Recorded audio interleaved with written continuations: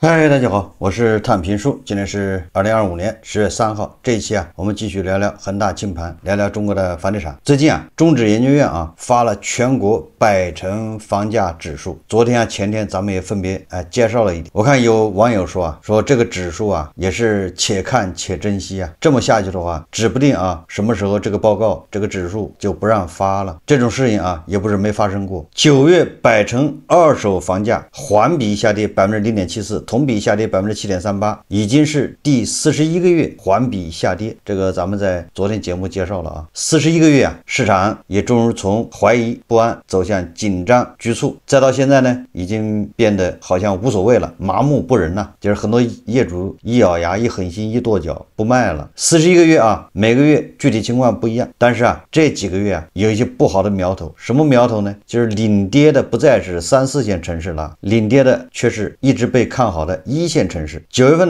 一线城市二手房价格环比下降0.6%，降幅比上个月在扩大。具体来看呢，上海是跌0.48%，深圳跌0.5%，北京跌0.6%。当然了，夺魁的还是广州跌0.97%，也就是差不多是1%吧。也这么跌下去，一年就要跌12%。这个广州大家也知道吧，能用的手段都用上了，对吧？什么放开限购，什么户口放松，简单点说就是他那个救市的政策的工具箱里面工具已经不多了，仅剩什么口罩和眼罩。那广州对房地产基本上也没什么好办法了，任由韭菜肆虐。这波行情延续了2季度以来的新趋势，也就是一线城市正在补跌，这叫股市里面叫强势股补跌在去年4季度和今年的1季度，也就是去年927行情那一波最大的松绑政策出台，一线城市确实有过一波短暂的复苏成交量上来了，维持了大概3个月，那后面的代价也是很大也就是现在要补跌。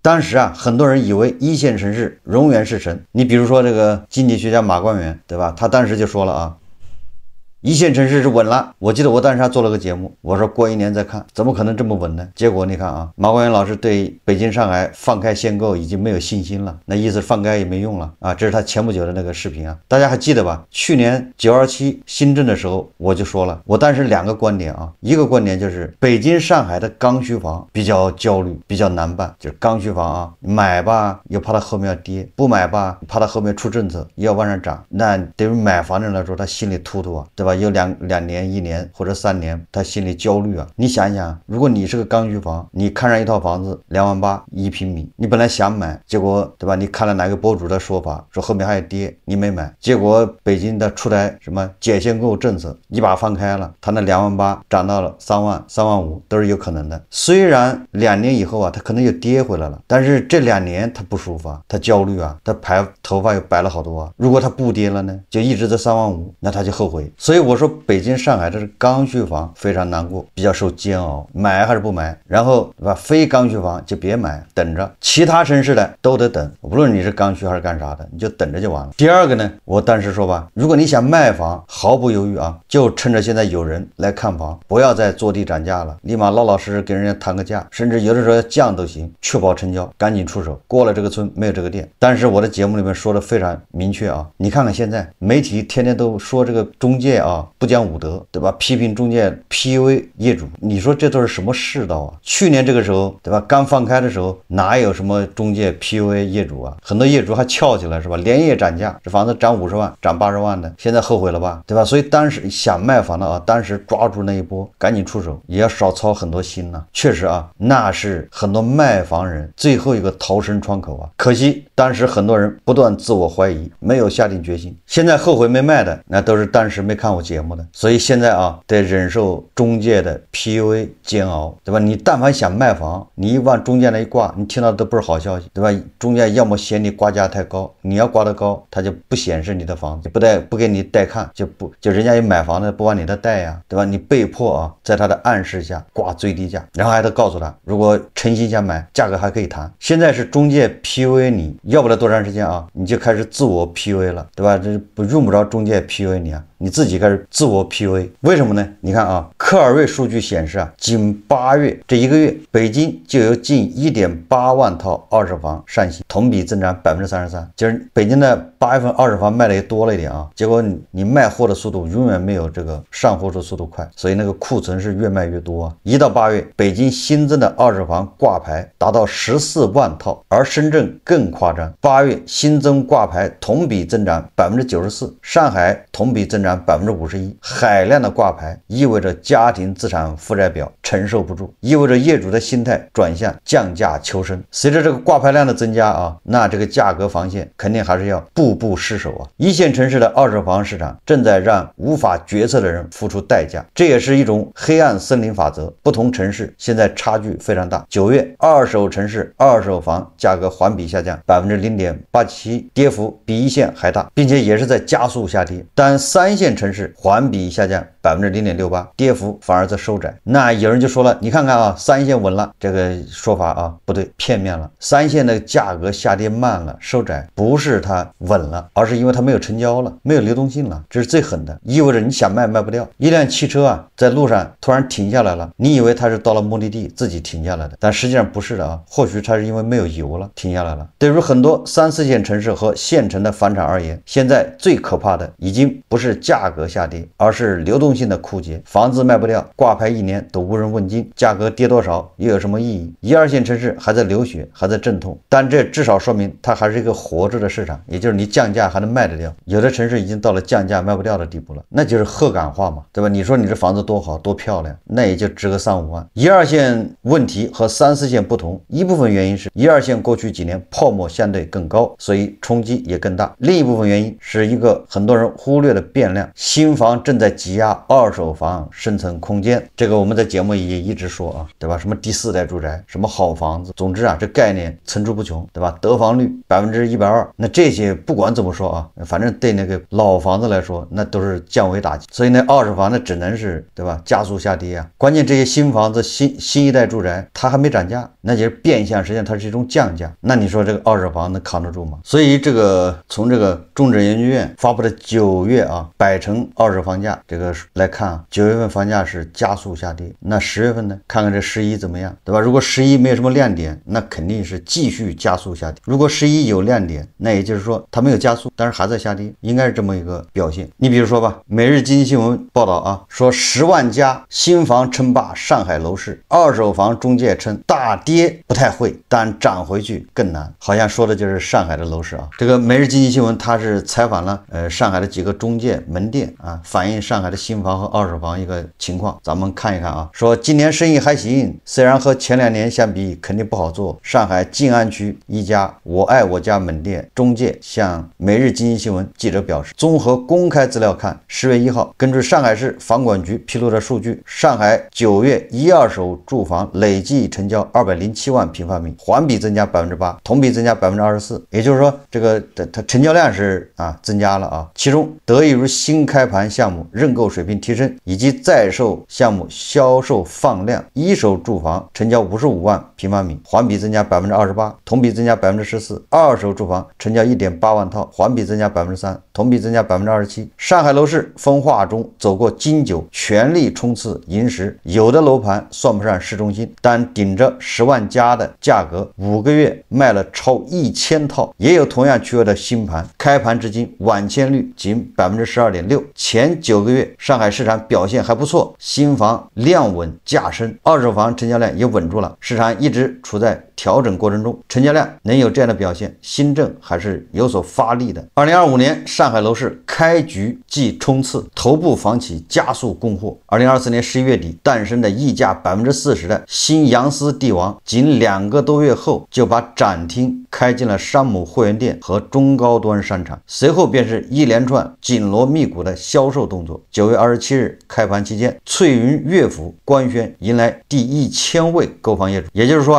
开盘5个月，这个不算市中心的新项目卖出了超过1000套房子。只不过过这一次没能延续开盘日光火爆场面，还是差点意思啊。按往常这种都应该是日光啊，现在日光做不到了，是不是意味着有点疲软了？9月30号，美金记者以购房人身份向翠云乐府置业顾问咨询购房情况时，得到的回复是：这次没有售罄，这2天尽快过来，还能选到好楼层。当然了，一边是海水啊，一边是火焰。同样是位于杨浦区内环边，各方面配套更为成熟的岭翠滨江，自今年3月27日首开以来，共计入市262套房源，目前网签33套，网签率只有12%。说长假已至，开发商为冲刺业绩又开始加码供应。据上海中原地产统计，近期入市项目主要聚焦在5万元每平米以上的中高端改善产品，而10万加的楼盘达到7个。这个专家认为啊，近期入市的产品多为市场关注度较高的网红项目，如北蔡帝王项目、外环外的首改类项目、南翔等这些区域，有不少项目保持较高签约水平，说明政策效力还在惯性延续，成交出现量价齐升，会进一步稳定市场信心和预期。大跌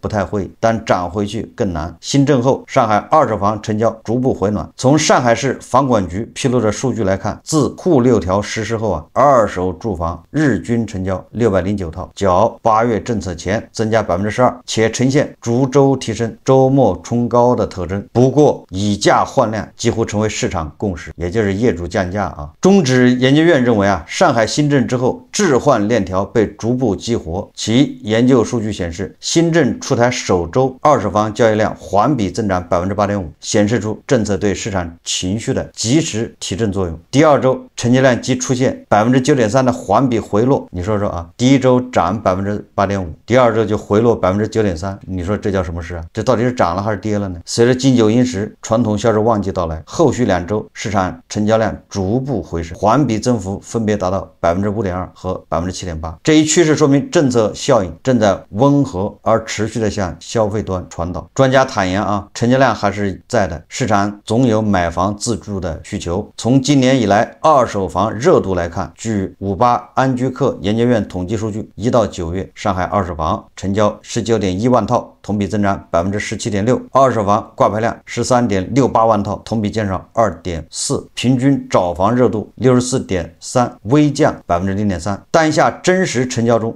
买卖双方的心态如何？专家告诉美金记者，房东诚意出售的话，如果正常售价在850万元，他可能会挂牌830万元，这样会加快销售速度。也就是房东啊降价，对吧？房东你一让步就能成交，你降价就能成交。他说，当然这是否会迎来更大幅度的砍价？专家解释啊，他对于买家来说啊，即使是买一台手机，也会做功课，了解真实的底价。如果你明知道这个小区合理的成交价格是850万，但房东挂牌830万，你会不会再大幅度砍价？如果你不接受，房东还可以等待其他买家。说白了就是双方要博弈嘛。现在的房价只能说比较平稳，大跌不太会，但涨回去更难。这就是专家的对上海楼市的一个评论，两头为难呢。想涨不可能，说大跌也挺难。这是每日经济新闻报道的，但实际上啊，网上有很多帖子啊，那就比这个要悲观的多了。你比如说今天啊，网上有个关于上海的房子的帖子，说有个人呢在上海2021年2月份的时候，把上海一个学校不错的老破小475万卖出去了。那个可是恒大爆雷以前啊，那个房地产正是烈火喷油的时候啊。说这个人把这个房子卖了475万以后啊，他干啥呢？100万他拿出来创业，100万去买了股票，200万然后就存那个银行定期，剩下的75万润于平时生活开销。结局是什么呢？说这个人呢创业失败，股市亏钱，他心灰意冷，知道自己不是个创业的料，也不是个炒股的料，把创业剩下的20万，炒股剩下的30万，以及70万开销剩下来的40万现金，还有200万大额承担取出来。2021年的时候，那个存款还是4%的利息啊，说3年拿了24万的利息，那本息一共是224万，也就是说说啊，他把房子卖掉得到475万，然后这么3年一折腾下来，475万变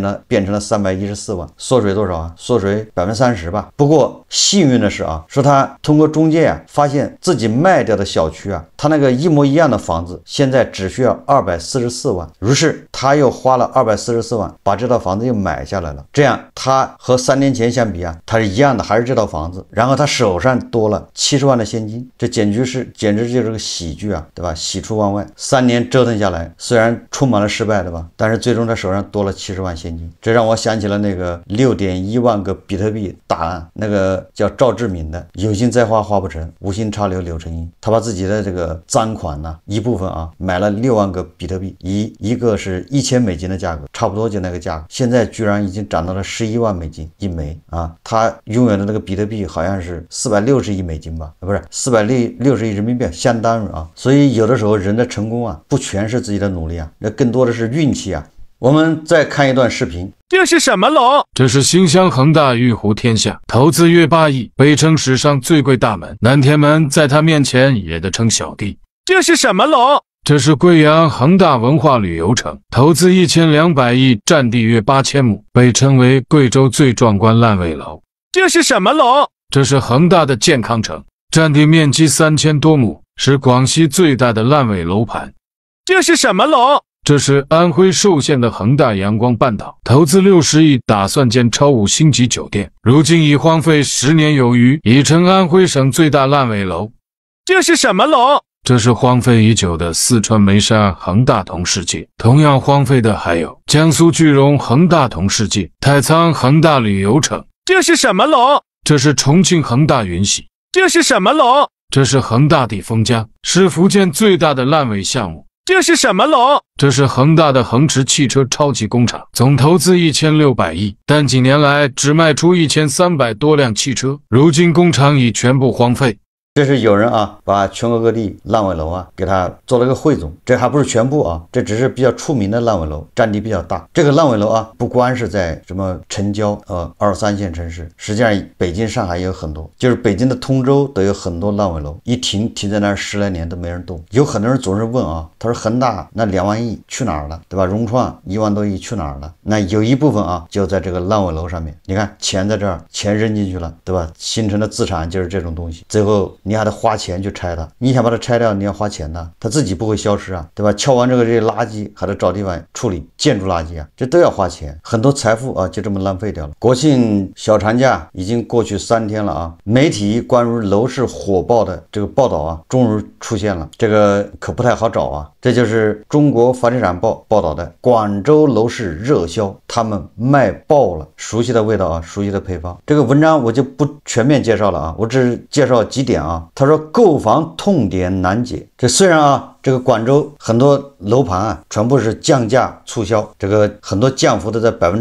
到5%之间，就打折嘛，也就是开发商卯足劲推货，当购房者痛点仍未消除。最突出的2个问题是旧房难卖和担心房价继续调整，也就是改善型的啊，他需要把自己旧房子卖掉再买新房子，但是旧房子卖不掉，所以他影响了他去买新房。第二个呢，那种刚需的，他又担心房价继续调整，他说我家旧房子挂牌快半年了，价格一降再降，还是卖不掉。广州市天河区刘女士无奈地表示，她原本计划置换一套改善型住房，但由于旧房迟迟未能成交，只能暂缓换房计划。目前广州二手房挂牌量很大，但因成交价偏离预期，导致很多潜在改善型购房者观望。一位资深的房地产中介机构人士表示，也就是你新房子的降价，好多人也不买，因为他手上的自己的房子卖不掉。这说明什么呢？说价格预期偏弱，同样在抑制成交。一位在广州做销售渠道的公司负责人举例表示他说目前广州市增城部分楼盘价格已降至1万元每平米左右，但成交依然不理想。一方面，黄浦区1、2手房门槛下降，对增城形成降维打击，刚需客群流向黄浦区。另一方面，增城房价近2年明显下行，使预算有限的买家信心不足，暂时放弃了购房计划。客户不是没有需求，而是对价格太敏感。一位广州市区的项目操盘人直言，很多人都被这波价格调整打了个措手不及，他们担心现在买了，过几个月价格还会继续下探。在成交博弈加剧、购房者情绪偏偏谨慎的背景下，房企也在加速调整策略。在广州市2025年好房换新季的启动仪式上，保利发展、越秀地产、华润地产、珠石地产、万科地产、中国铁建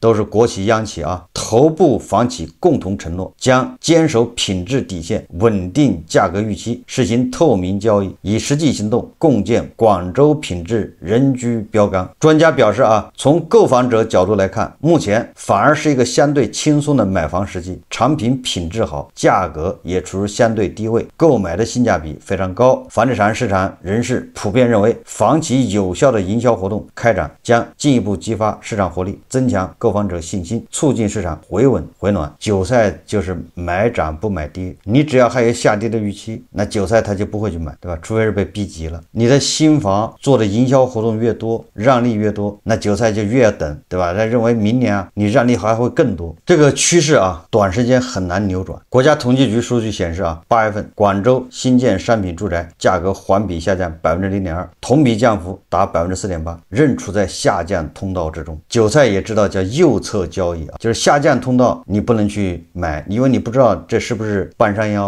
也只有到它底部的时候，你也不知道哪是底部，但是它出现反弹了，最低点出现了，然后反弹的时候它企稳，这个时候恐怕是韭菜买房的好时机，这叫右侧交易。你左侧交易，现在套在山顶上的都是左侧交易的，他以为他抄到底了，实际上一抄一个半山腰，再抄还是半山腰。所以作为韭菜要耐心的等待那个拐点的出现，拐点是事后证明的谁要说他能预测拐点，那这是超自然力量。高盛、摩根大通，对吧？瑞银，他们天天预测咱们房地产的拐点，对吧？天天推迟。好，这期节目咱们就聊到这里，感谢大家收看。如果喜欢我的节目，欢迎订阅、转发，也可以在下方留言评论，谢谢大家。